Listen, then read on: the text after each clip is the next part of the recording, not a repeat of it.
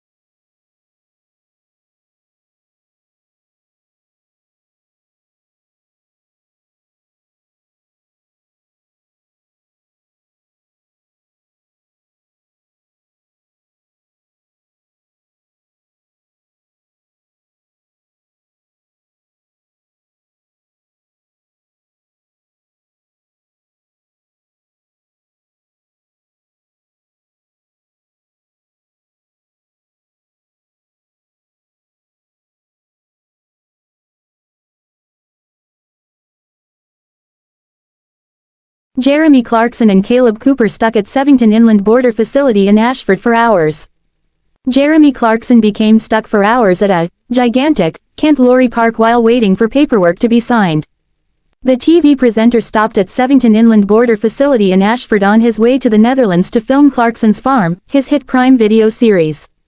He said he and his crew, including farm manager Caleb Cooper, were forced to wait for someone in a cabin to stamp our form, as they had to check filming equipment out of the UK. The multi-million-pound facility next to Junction 10A of the M20 was built in 2020 in order for checks to be carried out on vehicles transporting particular goods in and out of the UK following Brexit. But Clarkson said nothing was happening during his visit to the government-run site, which has space for 1,700 lorries. The 64-year-old was waiting for a carnet to be checked, a customs form which listed every item the film crew was carrying. Writing in his column in the Sunday Times, Clarkson said he was heading to the Eurotunnel terminal in Sheraton when he stopped in Ashford. Before we reached the tunnel entrance we had to leave the motorway and park up in a gigantic lorry park full of trucks from every conceivable European country, he said. I even met a driver there from Belarus. And got on with him so well that he gave me a hat.